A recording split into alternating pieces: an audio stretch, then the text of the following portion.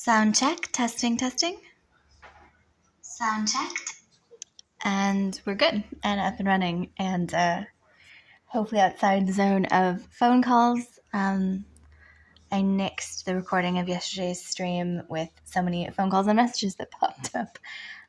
So I'll need to, again, work on my IT kerfuffles to figure out just better mechanisms for phone streaming, for PC streaming, still hitting some very, very basic snags for PC streaming, but hopefully we'll be overcoming them soon with a bit of devoted research at the weekend, because I would love to try, what is this one called? Kenna Bridge of Spirits on stream, or one of my other new games that I've acquired recently. Seems like fun and yeah. But in the meantime, hello and welcome to my lame-ass attempt to stream to fill the void in my heart. And we have, again, the delightful mobile game that is AFK Arena, wherein we're going to go through the combination of battles and admin that are the daily quests on this lovely list here.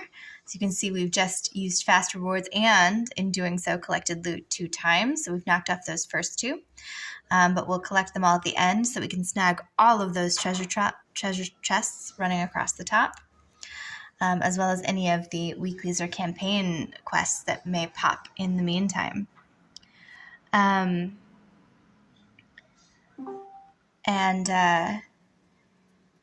Let's, without further ado, start our first battle of the stream and see if we can defeat stage 3449. This is one of the mini battles as we build up to the final mini boss battle before the big boss battle. So many battles, so little time.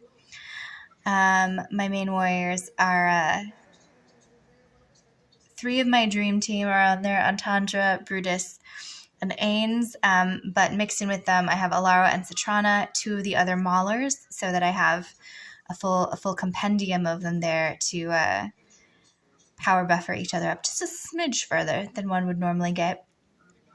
And you know what, it was occurring to me that for all that I reference some of the mythology, and to be honest only know little snippets of the mythology, I thought, you know what, let's maybe systematically work our way through the mythology sometimes. So let's start with my favorite, Antandra, who I reference and talk about constantly because she is my strongest and most formidable character that I have in the field that I've powered up over the last 13 months. So let's check out her story really quickly. So what have we got? Antandra, the Desert Fury. In a mercifully cool oasis of the scorched expanse stands a magnificent temple. An architectural wonder from a forgotten time, it remains as a testament to the greatness of those who came before. Many maulers believe that it was not crafted by mortal hands alone, but that the gods themselves descended to aid in the construction of the awesome edifice. Arcane knowledge lies hidden here, undecipherable to all but a few within the ancient symbols carved into the walls. It is a place of reverence and wonder for all Mauler tribes and is overseen by a group of respected elders. Protection of the temple and the elders therein falls to the temple warriors, a group of elite guardians who dedicate their lives to the defense of the structure. The process for selecting the temple warriors is a cruel one. At only a few years how do we get to the next page? Of age, Mauler younglings are given over to the temple in an act of sacrifice and reverence. Their training begins immediately and is harsh and unforgiving to the extent that most trainees don't survive the first year. The following trials are harrowing and dangerous enough to weed out all but the strongest, quickest, and most resourceful candidates. Every temple warrior is a consummate fighter, well-versed in virtually any possible combat situation. It is considered a great honor in Mauler society to have given a child that manages to survive the training and reach adulthood as a temple warrior. Antandra was nearing the end of her training and after a final trial would be fully inducted into the order. She was confident the final trial would go well. She was one of the quickest in her group and seldom lost a sparring match with the other trainees. Her combat instincts were second to none, but she lacked the all-out devotion of the others. In their hearts there was only the temple, while Entendre found herself still, feeling the emotions of one who hadn't gone through the forge of hardships she had seen for as long as she could remember. This fundamental difference came to a head one hot afternoon outside the temple. Entendre and a few training companions happened upon a lone youngling. The child had obviously been wandering the scorched expanse and was in desperate need of nourishment. Entendre's training mates looked briefly on the child with callous glances. They had, after all, seen worse. Their compassion had been weathered away like stone in the sandy desert wind. Entendre, however, couldn't ignore the youngling's plight. She approached, knelt, comforting the scared child and offering the pouch of water from her belt. The nominal leader of their group, a stoic and ruthless fighter, commanded that she stop. Entendre refused, and before she realized what was happening, the leader's knife was drawn and descending towards the youngling's neck. The rest was a blur. The leader's wrist caught in Entendre's own hand, a pounce, dust rising from the earth at every deadly fluid movement, the sharp sounds of steel on steel parries and slashes and thrusts, and finally, the oddly yielding resistance against the blade she had known so long. Wounds began to appear, red and angry, seeming to accuse her. The other initiates stood round watching the spectacle. As the leader fell to Entendre's final jab, her body covered in cuts deep and shallow. Entendre stood panting over the body of someone she'd fought alongside for years, still trying to process what had just transpired when the first elder called out, "Initiate! You have fought in the protection of this child, the child not of the temple, nor your warrior order." A second elder stepped in immediately. "You are the spears of the temple. You have but one cause for which to fight. All others are forbidden." A third elder glowered over the scene and uttered a single word, "Banishment." Walking away from the place where she had grown up and the only people she had ever known, she looked back. The other initiates had given the youngling water, and another was approaching, carrying the fresh garb of a warrior novice. The conscience is the oasis of the soul. And that, my friends, is the story of Entendre, and how and why she finds herself a lone warrior wolf fox creature battling in the fairy tale campaigns of Ranhorn and other places. So I thought maybe I'll try one of those a day, learn some more about the mythology. I've really only skimmed a lot of those, to be honest, over the last couple of months, and usually only when it's character that I've ended up liking enough. So some secrets may themselves pop out as I explore the mythology deeper. But in the meantime, we're going to hop into the official Arena of Heroes within AFK Arena really quickly to do our daily battle. Choosing kind of a low-level battle, so I'm not super worried about my character formations, despite the fact that there is another Brutus there, and sometimes Brutus, pardon the pun, can literally be a little brutal. Is that a pun? I'm not sure what that is. It's something. Wordplay? Pardon the crappy wordplay? The dad joke? I don't know. Right, so we have begun a battle of the Arena Heroes. I'll do that 4 out of 15, attain 15 victories if I need to complete those challenges. Otherwise, it's not necessarily a super essential thing. Some quick admin on the bounty board to collect everything that's come in and to send out my warriors on some new challenges, and then let's move into the King's Tower. And we're at floor 525. This one has been a huge challenge over the last couple of days, so I'm unlikely to see major progress, but at the same time, I am going to mix up my characters, which I hadn't really been fussing at lately. I'm going to pop out all of these guys in favor of some Graveborn, given that the opposing team is majority Lightbearers who are a little weaker to Graveborns. And also specifically to put Nara down here opposite this guy, Fox, so that she can hopefully distract him from doing all the debuffs that he's been giving his allies. Because if there's 3 of those on that team actually that are support characters. Rosaline with her broom, Rowan with his cart. They're keeping them all super, super powered up. Yeah, so my team isn't strong enough yet, I think. I mean, it's also very possible I'm just finding that the wrong combination, or rather not finding the right combination yet. But I'll slowly chip away at it and eventually progress. Right? Because that's all one can do in life and in everything else. Beyond life. I'm not sure what that sentence meant. In life and everything else. Isn't everything else just within the umbrella subcategory of the word life? I suppose it is. Okay, so this is looking pretty promising.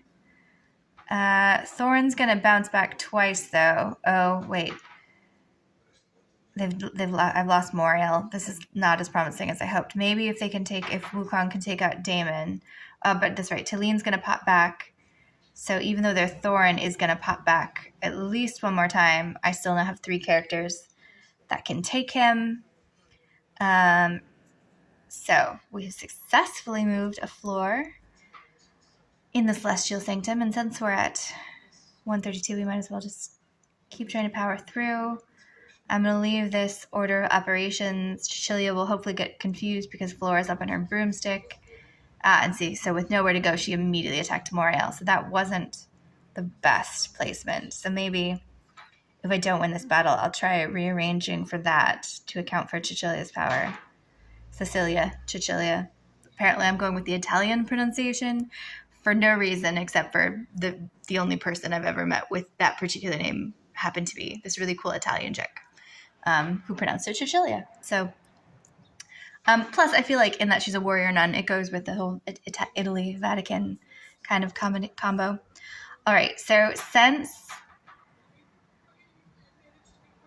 Oh, wait, I still somehow won. Okay, cool. I was fully prepared for that to be the same battle. I got all overexcited about all things Italy. Okay, let's see if I can take out these majority maulers.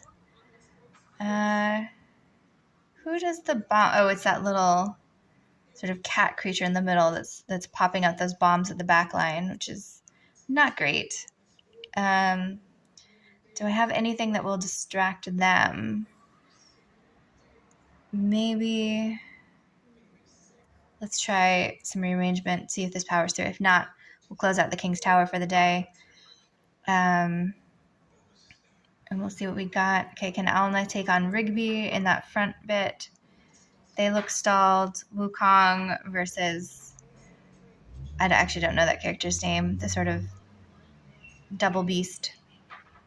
Unclear. They're lasting a little longer, though. Talene's going to pop again. There she goes. But Rigby just immediately massacred again with his beer barrel gun.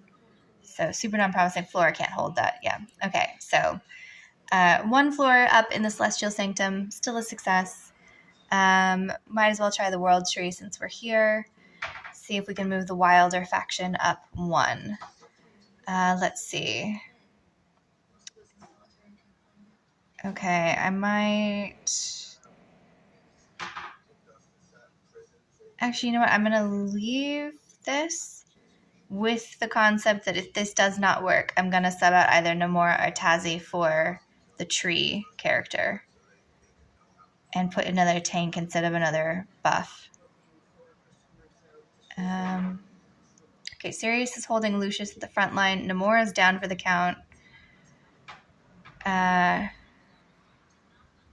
My bull god just murdered some people up above, so that's cool. Oku, nice job. Okay, now he's coming to help Sirius. Saurus, I'm really disappointed in Saurus lately. He and Antandra were... Antandra was my first character that I powered up all the way. Saurus was actually the second. And Thorin the third. And Saurus just really hasn't held up in the later game as well as he was in the earlier game. Which is kind of a bummer, to be honest, because I really, really enjoy him. His character, this whole sort of sea creature warrior thing that he had going on. It was very cool. And he seemed really powerful and really helpful for so long. But the last 2 or 3 months of this game really have not played him I have either not played him very well or he's just not as powerful as I once upon a time thought. He tends to go down very early. I mean, again, I may well be putting him just entirely in the wrong spot because I am a lazy player. Always, always, always remember that. In this game, in every game, I kind of know what's going on, maybe enough to be dangerous, but really I don't. That's not even just games. That's in life in general. As a science and technology expert, probably same thing for me. For all of the degrees and all of the experience in different things, it still amounts to being more of a jack of all trades, master of none. Which, I mean, sometimes it's an insult these days. I don't know anymore. I don't know. Sorry, game. It's a bit of a low-key game day in general, so possibly not as chirpy as usual.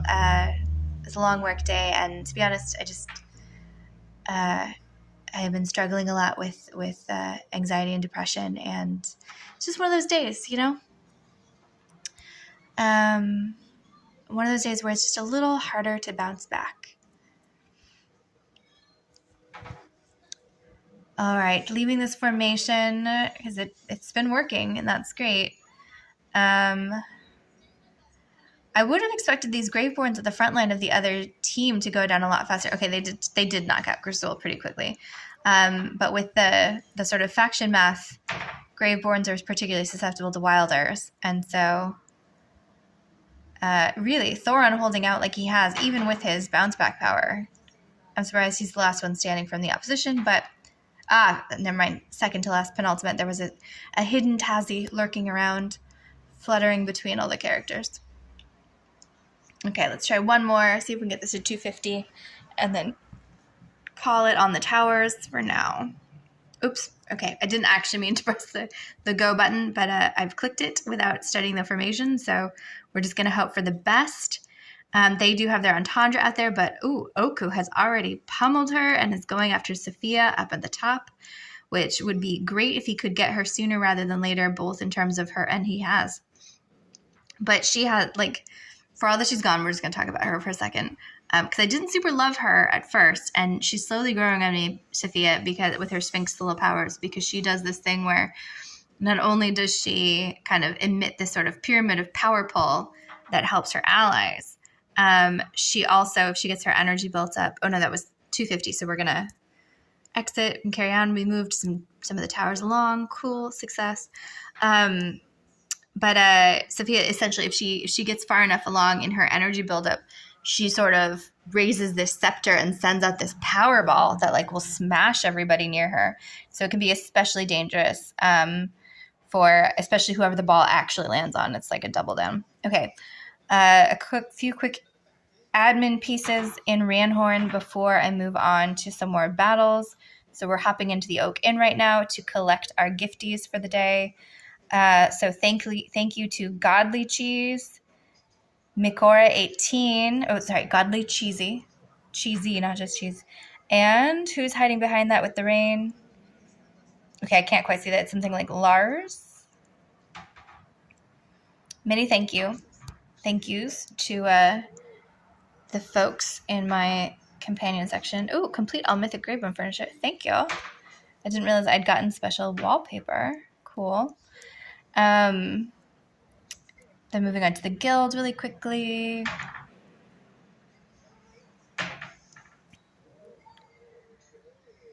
Where I will autoplay this battle. Have my usual panic that my tent down here in the green is just lower than I thought it was. Quick battle here. I mean, maybe it's because I do the auto battles now instead of one by one. I'm not sure. Okay, there's a hellscape to do, so let's hit this Twisted Realm up and see if my heroes can hold out against Cain, the infernal knight that slayed his king. He knows nothing but bitterness and hatred. So his powers are Hell's Judgment. At 15, 40, and 65 seconds into the battle, the enemy that has dealt the highest amount of damage will be annihilated by Cain. Oof. Dragonfire. Cain's dragon breathes fire on enemies, dealing 130% AoE damage on them. Okay. And hi Alfred. Oh, the orange prism, that's the Sophia's power that I was kind of describing for a second there. That's sort of a pyramid. It's her, she sort of emits it as like a protective spell over her companions, but also sort of pulls and pushes the opposing heroes around. All right, so given what we know about Cain, we know he's going to have some super annihilation powers, but also, so we'll want tanky ones that will stand up against that, but also AoE ones. So let's go with my strongest Entendre, my tankiest Brutus, and 3 sorcerers to hopefully just super energy blast Kane and see if we can survive the full 1 minute and 30 seconds in here in the battle, because lately I don't think my characters have been holding out in these as long as I wish they would. Which is understandable, but you get the better point drops and treasure drops if they do.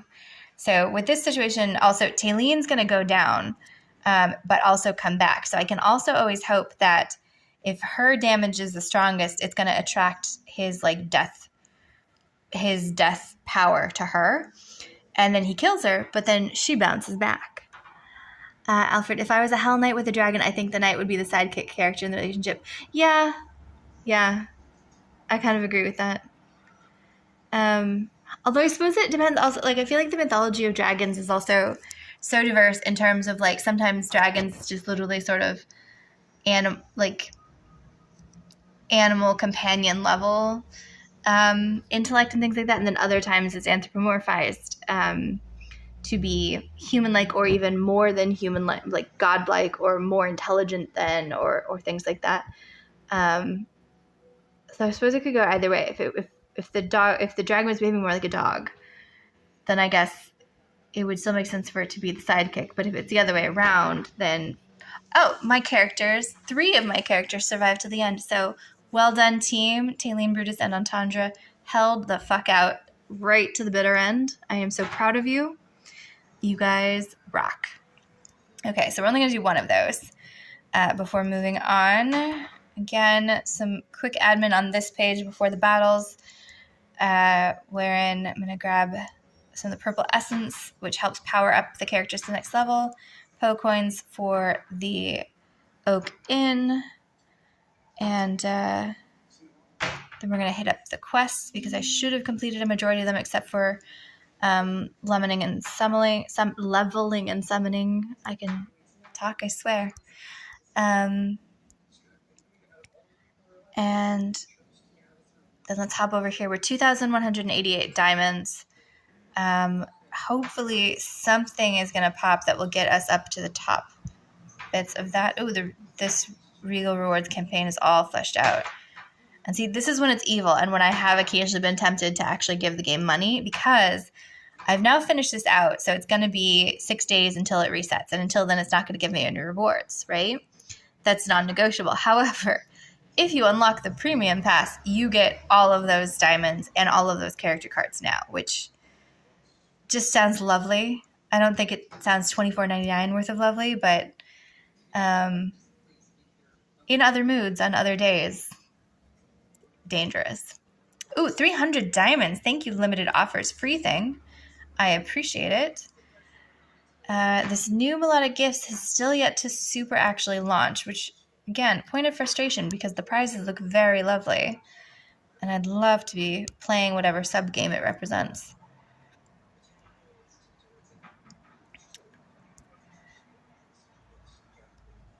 And then that's all the main things there. Let's double check if we've acquired anything built up in our bag, which we have. Not only do we have a Flora that I bought yesterday and then forgot to unlock, we also have 2 blue cards to be fodder for other levels. And at which point, let's check out the Noble Tavern. Okay, so I do have enough companion points to do a summoning. So let's summon some heroes. Give us people cards. Purples, please. Alas, there are no purples. Now we're about 200 diamonds away from being able to summon via diamonds, which does mean I will probably actually therefore go into my bag and open up some of these treasure chests and just grab these diamonds from here.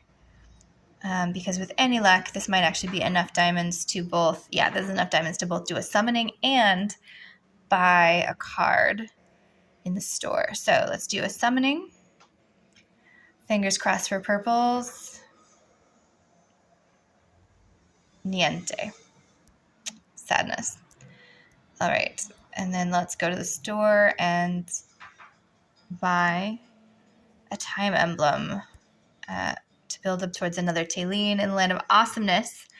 Yesterday, there was a Taline that appeared via all of my time emblem tokens that I had built up. Okay, auto ascend. Ooh, look at all of that lovely, lovely fodder for subsequent levels. Okay, let's see what we got. So I don't have, oh no, I do have this guy prepped down here with a purple. And I do have the ability to do him. So let's do him and save my 2 Muriels that are there so that they can be the next prep and go ones. So now we have 2 purples of him, and we're going to merge those together. And now that equals food for all of the other characters as they need it. So, however, I don't think anybody, I don't really need to feed anybody until I get 1 more scarlet. And then I'll have 2 purple edged ones so that I can translate. So if I feed a gold to her, then I can put these guys in and get an ascended scarlet. So that's getting close. Promising. Nothing useful I can do. Actually, no, I can prep. Let me double check. Yep, I can prep this guy for a future merge because I have 2 of him. So now I have a Sevius sitting down at the bottom waiting until I can upgrade that other Sevius so I can merge them together. In the Wilders, what have I got? Do I have anyone? I don't have anybody waiting. And I only have 3 different ones, so no point in a merge yet. In the Graveborns, nope, nothing going on. I do have this new Flora. And look, okay, so this means I am 1 Flora away from ascending. Her name is Flora, right? Yeah, Flora, the Serene Promise. Okay, cool. Nothing super exciting there. And then those guys don't evolve via cards, and the Dimensionals, they evolve by being tied to other people. Alfred, is there any reason to keep multiple copies of a hero around? Yes. So for part of the game, yes. Because until you get them fully maxed out with all of their stuff. So down here, for instance, on these ones down at the bottom, they're fully maxed. And that means that in addition to following the sort of traditional pathway to merge them up so that they have a white frame around them. So like these guys right here have white frames, but they're not maxed out because I need essentially 5 sets of 2 purples each. So I need 10 more cards of them in order to get them 5 stars, and only once they have 5 stars. Then once that happens and they're down at the bottom, then there is no need. Then, like, for instance, this Entendre that's here at level 1, if I get 1 more of her, she's just fodder. She might as well be blue cards now. But until then, it's a matter of essentially like shuffling around the cards and merging them together and trying to find the best pathway to do that. There is this lovely Smart Ascend piece down here. However, when it comes to especially the fodder cards, it's just kind of making a guesstimate, and there are more optimized ways to do that. So for instance, yes, I have 3 Wilder cards. So yeah, somebody there could be bumped up to a purple, but I don't know which blues are going to come in next. So I like to wait to see which blues come in next so that I can strategically move them up to purple together. So I get 2 purples that actually work together instead of just having purples like different characters that can't be merged together.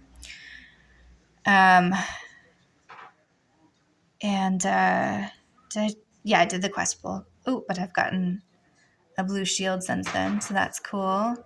I've done all the quests here, so I don't need to fuss for the weekly ones. Puppet Master. Oh, that's just the costumes. I don't need skins. It's okay. Let's see if anything new opened up in Prosperous Quests. No, nothing new. Bringer of Blessings still doesn't open for another 5 days. Events, let's check it out. We have our Frosty Isles gambling mini game. And if I remember correctly, there's a possibility that the next level of it may well have the good rewards page. Let's see. No, it's the same rewards page. Okay, so the faster we get off this page, the better. So let's try to find a portal really quickly somehow. Cool. Because I would much rather get to the good treasure page. Is that this one? No, also not this one. Shit. I'm just so excited about the good treasure page. Okay, again, and then in the meantime, it's not the worst thing to be getting these little snowflowers.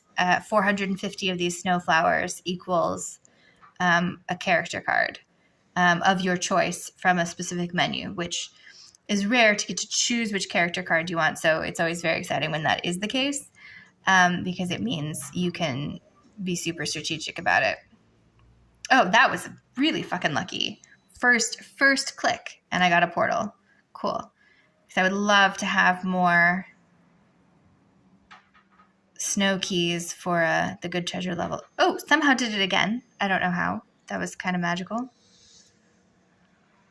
Although if that's my magical superpower, that's incredibly lame, and I would not know how to leverage that to any form of success that in this one sub-game I have magical clicking powers. I would hope that should there be magical powers on offer, I'd get a cooler one than that. But then I think about the cartoon for the TV show The Boys and the really crappy superhero powers that some of the characters get in the Boys universe.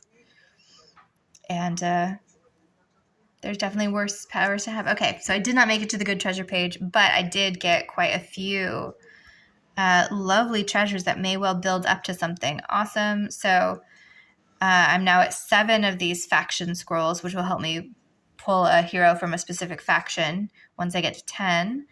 And I got a bunch more blue tokens for people.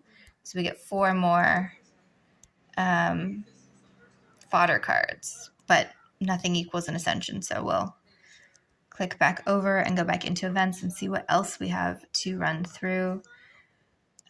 Double checking Frosty Festivities. It is 450, isn't it, that I need for the people that I want? Yeah. Okay, cool. Because I think I'm gonna go for one of these Alnas. I think I have a gold edged purple of Alna. I'm not sure if I have any other pieces of her, but every little bit helps, and the odds on a celestial dropping are lower than on one of the regular factions. So, all right, into the Battle of Blood, where battles are played a little bit differently. Rather than you pulling necessarily from your own heroes, we're going to play against Meek's 12. We only have the heroes that have appeared in the hand of cards below us, and we get to place them asynchronously against the opposing player. So both of us blindly place our first 2 heroes. I'm going to put these 2 Hypogeans down because of the groups that are there. They're arguably some of the more powerful ones. They have gone with 2 Celestials. Ooh, interesting, because they didn't know I dropped Hypogeans. That's kind of fun that they put the opposing force on there. I'm going to put Cecilia opposite that guy to try to get rid of him sooner rather than later, and I'm going to put this Hunter guy, who's a tanky warrior, up in front ahead of her. And now we're waiting for the opponent. What are they going to put down? They've gone with some Maulers, which is unfortunate for them because my light bearers will have a little bit of strategic points ahead of theirs. Since they've gone with Maulers, I'm going to put the Mauler Sorceress down because she'll just be, I think, a smidge more powerful than the Weeping Bride would have been my backup choice in terms of what buff bits they can support their team with. So let's see. It's me versus Meek's 12. Let's go. We're about evenly matched, which is not saying much. I'm probably not a very powerful player in this particular game or sub-game.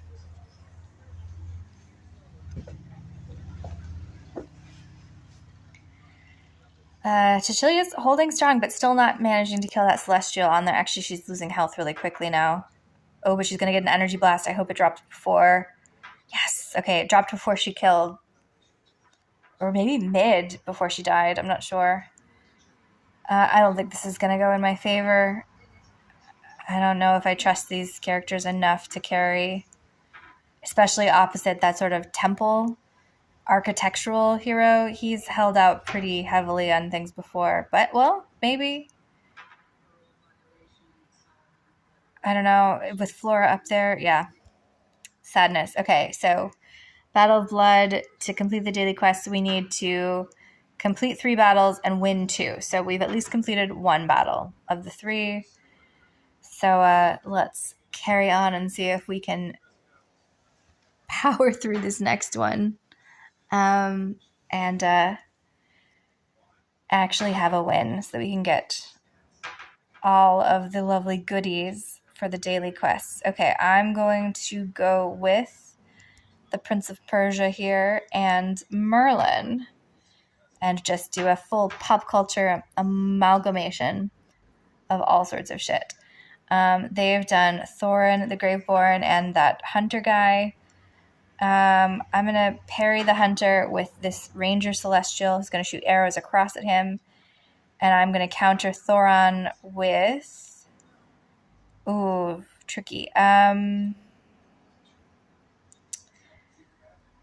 going to counter Thorin with this Mauler warrior tanky guy. And then we have a decision. I can either go Leica, who's going to shoot across, or actually, you know what? Let's go. Oops. Can I? Okay, I was not unselect. Let's actually go with Nomura, my Hypogean demoness of awesomeness, and see if she can contribute to the battle. Okay, wait, who did they just drop at the end? I didn't see. So this is against Junior 87 of the Guild Justice versus my AFK Our Nerds Guild. They're a little more powerful than I am. Ooh, they put down more maulers. Okay. So dangerously actually they just killed him. They just killed him. Oh, that's so exciting. The little totem guy was dropping totems everywhere, and somebody managed to, I'm guessing my Celestial Ranger, managed to take him out at the back line, and that debuffed all of the other, or it got rid of the debuff on all of the other characters, which means I think my team is going to carry this. Thorin's going to die and then pop up again because he's weird like that. I mean, that's his superpower. Yes. Okay. Cool. So now we have a couple battles under our belt, but also 1 victory. I need 1 more victory to carry the quests to get all of the treasure chests. All right. Let's see who we got in our hand. Yes, we got Ainzel Ghul in the house. Okay, cool. Let's do him. And let's do Prince of Persia again. There we go.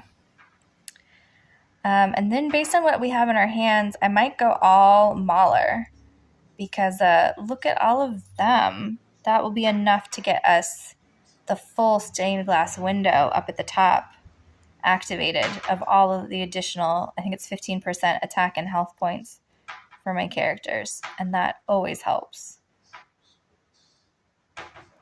Okay.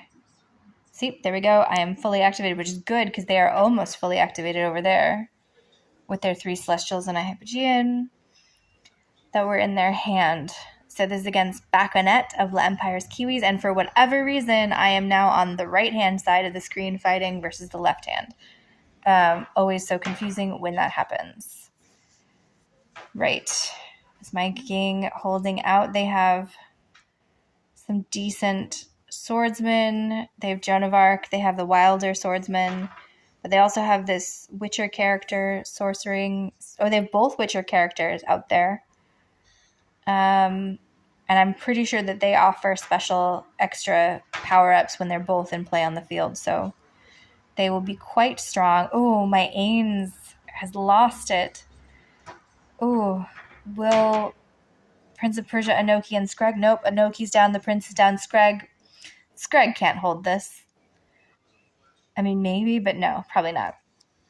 I mean, it's a Hypogean and the Witcher guy. Yeah, no, poor Screg. You tried. Thank you so much, Screg. You gave it your all. You tried so hard. Okay, let's do 1 more and then we'll double check, see if that hasn't satisfied the quest, even if I didn't get full victories. Ooh, look at all of the Celestials and Wilders I have. So this should be pretty decent in terms of being able to activate my stained glass window attacks. I'm going to go with him, and Baba Yaga are my favorites. That's Oku the Bull and Melusina the Baba Yaga. She's a sorceress. He's a tanky warrior. Then let's go Arthur and the tree, both kind of tanky. Continue. And then, actually, if I put the twins down, I also get... Okay, I'm going to put the twins down as celestials instead of the remaining wild or dimensionals, because they're going to be a little more useful. I think they drain people's energy. I don't know. Jules used to play with them a lot, but I was always kind of creeped out by the twins. They're like the little kids in The Shining. They're slightly terrifying. All toddlers are terrifying, to be fair. Let's be honest about that. We don't know what they're thinking. They could just pick up the scissors and stab you, and there's no ethical repercussions for that. For them, they don't know.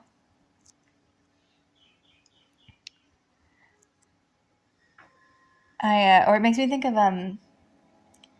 actually, Alfred, maybe it was you and I were talking about this the other day with the Veld, the Ray Bradbury book, and we were talking about the history of the holodeck at some point, just super in passing, and then the conversation moved on to other things. But I was thinking about the Veld after that, and like the two little kids. For reference, the Veld is this short story, Ray Bradbury, 1950s, and it's essentially the thing that put forward the theory of the holodeck that we know from Star Trek. And the plot line, in brief, is that these two little kids are pissed off at their parents, and they have this magical room where they can have... They use it as an African safari room as their favorite of the games to play. But the whole room... Okay, cool. Yes, okay. So we achieved enough stuff that we still got the treasure chest. But the room will turn into whatever time space you want it to, complete with NPCs of whatever's meant to be in there. So for the African safari savannah, there's animals, it smells and tastes and feels the heat, like the heat. It's their nursery room, though. Essentially, it's a children's toy. It's the holodeck in this context, and eventually the kids get pissy at their parents, so they reprogram it to attack the parents, and the lion eats the parents, and it's a very dark retelling. Though I have kind of some hopes over... I've seen some promos for one of the upcoming Star Trek series. Has a little snippet of Moriarty in it that makes me hope that there will be some holodeck stories about the escaped holodeck characters that have wandered away from it over time. All right, nothing super exciting going on in that beast entrance thing, but I swear I probably have some stuff built up to lure some beasties in the beast ground. I do. Look at that, 719. That means I can do lore 7 times and hopefully get something useful to power up these little beast guys now that I actually know what they're for. Ooh, I got one of the little magic deer ladies. Yes, cool. We'll level her up. I think the blues also somewhat help. I've been using this little white creature, this little white sort of blowfish in the labyrinth as like a health bonus. And look, we got a bat. I think that was like one of my best pull attacks. Okay, so I can level up my bat. What is the bat called? Oh, I'm sorry, the winged lion. Nothing. Oh, and that was my first deer. So she's at level 0, so we have the choice to level up her strength, 0.51%, defense, 1.37%. Are all of these numbers going to be similar across? Yes, they are. Okay, so, 1.53, 1.1. Ooh, actually, so that one makes the most sense with the 3.55 down at the bottom. So we've just raised her attack functionality, and then meanwhile, let's also do the same number check for these. So this is the strength buff. And what are the numbers compared to? Ooh, and your agility buff points were much more useful. So let's do that one. Oh, actually, I get to do both. Oh, that's exciting. Okay, cool. There you go, little tufty ears. Oh, wait, I didn't know they had little animations. That's kind of cute. So he's sort of eating a flower. Is there like a jingle bell stapled into his lips? That's a little disconcerting. It's a new form of body piercing. Oh, they all have it. And what does she do for her animation? Okay, that's kind of boring. Interesting. And he just literally falls asleep. Right on. So does Feline Vespero, apparently. What does Polar Beast do? Scratches his tummy. Blade Ridge, also sleeping. Winged Lion, also sleeping. And Fire Breather, we don't even get to see it breathe fire. It just literally scratches its tummy. We watched The Belt together with Redberries, Frost and Fire back in grade school. I'm always torn on watching TV in school because it can be so useful and it does expose kids to stuff, but then I do worry that sometimes teachers rely too heavily on it. But then sometimes it becomes some of the most memorable lesson plans ever. There is no way I will ever forget some of the things I learned in health class in high school. Not because they were solid lessons, but because of how they were delivered. No matter what the lesson plan was that week, and it was always like a new topic each week. The end, Thursday and Friday, we would watch a movie about it. And for the week that we did dietary balance and learning about fiber and the things that you eat and how your digestive system works, do you know what we watched? We watched that movie about Alive, exclamation mark, it's called Alive, about the South American soccer team that got stuck up on a mountain and had to eat each other to survive, with the lesson being that you need a lot of extra fiber if you're going to be a cannibal. And it was such a tenuous connection, and yet so memorable. So very, very memorable. I feel bad. I've totally forgotten that teacher's name. I had some really great teachers. I'm still in contact with some of them, which is really lovely. Perhaps we all should more often, I don't know, thank our wonderful teachers, or acknowledge or reach out and remember them. Okay, let's check out this Midwinter Wonderland. What was this again? Was this a story battle? Let's give it a shot.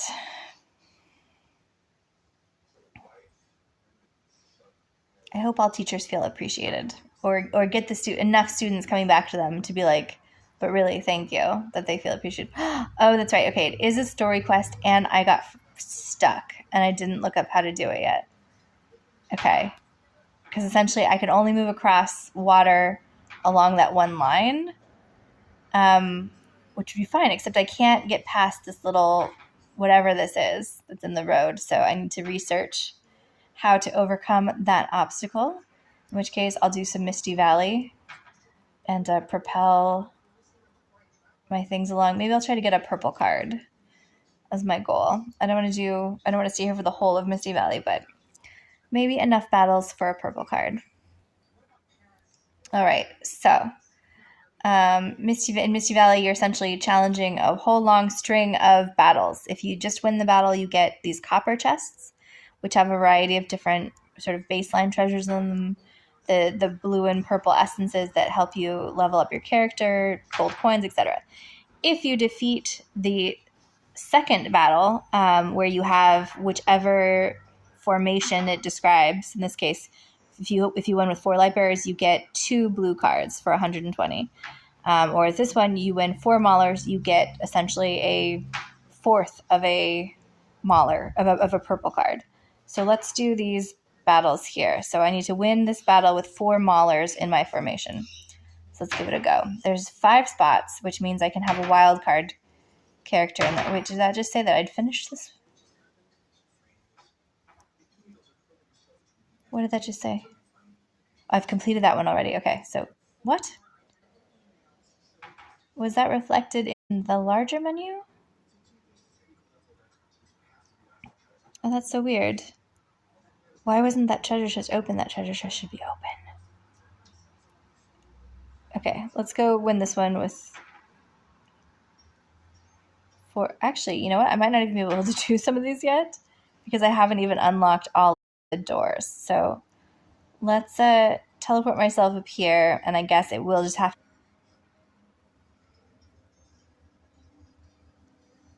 Oops. Okay, so in this one, really just trying to win with anybody. probably use my dream team just to blast through. The loading is taking a strange amount of time. Okay, there we go. Confirm. So my dream team is Entendre and Brutus in the front, and Ains and the Baba Yaga and Arthur, although recently my new AFK friend Madara has pointed out that Arthur as a tank works better in the front, so maybe I'll put Entendre in the back line and we'll see how it goes. So this is opposite some Maulers and some Graveborns. None of them are characters that I have really worked a whole lot with before. I'm actually hoping to evolve you can see that pirate Graveborn with the sort of guns on his arms. Oh, he just died that Arthur just murdered. I think he's one of my next Graveborns in line for Ascension, which will be exciting. Yeah, I think my guys have got this one. Just the Weeping Bride left, and they've gotten her. So we've won the battle. Oh, and we accidentally won the third battle by not triggering ultimate skills more than 5 times in any battle. So fantastic. That actually opened 2 different doors to 2 different treasure chests. However, we're just going to plow straight through to this next one and unlock this door here. I'm going to keep the same dream team unless anybody nothing on the enemy side making me reconsider my formation. Now they've put Rain with the pink hair here. They've put her in the front, and I usually see her in the back. And when I play her, I usually put her in the back. So I'm wondering if there is some merit to putting her in the front, and I just have been ignoring it. What the benefits of that is. She's usually kind of buffing up the other characters, keeping them alive longer, getting them to bounce back faster. And onward to the next battle. On this one, actually, if I sub out one more character for a Celestial or Dimensional or Hypogean, I'll win 2 battles in one go. So I'm going to pop Talene in here in place of Brutus, and we'll give it a shot. Talene is not my strongest Celestial, but theoretically, by the color coding system, however, she is really, really delightfully powerful energy blast character, so usually useful even though she's not as high ranking as the other characters that I put her in with. The other team's holding out for quite a bit. I guess they did have the defensive shield from that light bearer up on top, but maybe this Hypogean has some sort of buff power as well. Look at that! Oh, success. Okay, so we won the battle. We specifically with 4 Celestials, and we defeated an enemy within 20 seconds. So all 3 doors just opened, and all 3 battles have been completed for that level, all in one fantastic go. I'm so glad I did that slight little tweak to the lineup, so that it would just sort of knock it out of the park like that. That was cool. All right. I have pressed go already, but now I'm regretting it because Cecilia's run behind Melusina, and I'd rather have Cecilia run behind Talene, because Melusina's not going to pop back at full power. She's going to hide and then reemerge, but Talene can be killed numerous times over and over and over again and be totally fine. Though she's gone for a gap. Oh, see, Ains just energy massacred them at the end. Successful battle. All right, so now that door is open. Let's move up to the next battle. This one would be 4 Maulers.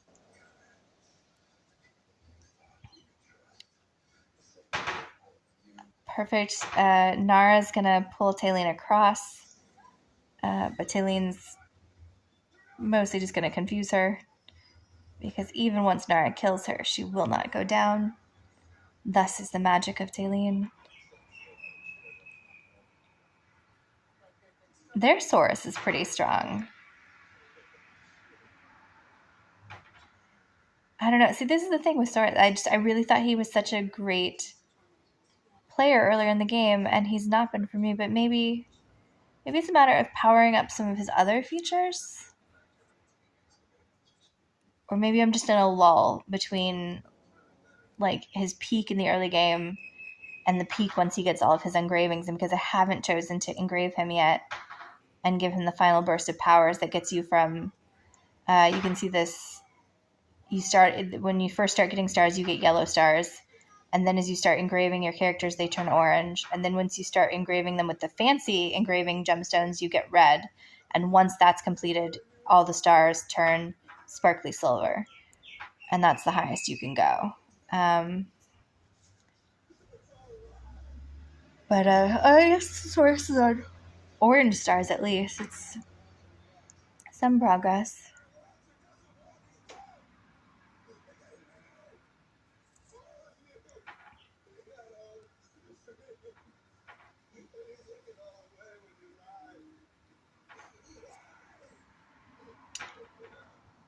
So far, so good. Skriath, their sorcerer, wasn't the last one down. Who was hiding over there? Ooh, that little mauler was sneaky.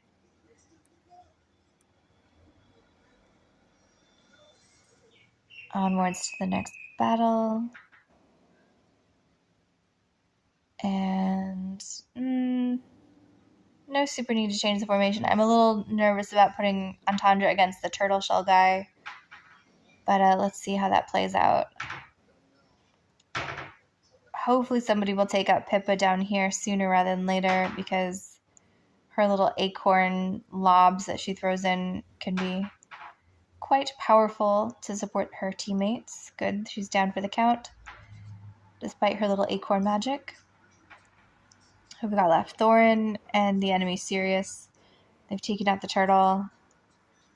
Thorin did his bounce back already once, so if they kill him now, he's down forever. Yep. Well done, team.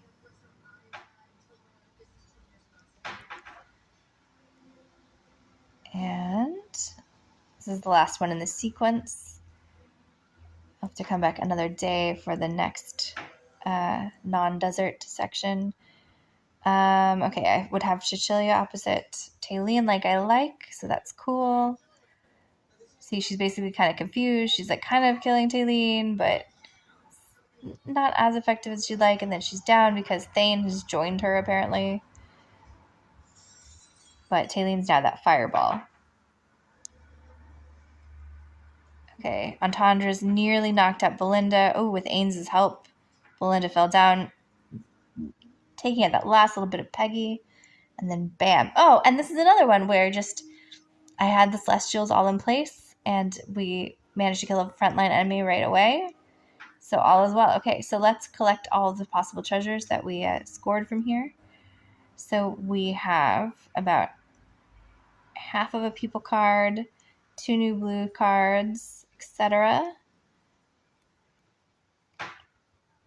That's exciting. Let's go grab those and then maybe call it a day for streaming. Let's see who we got.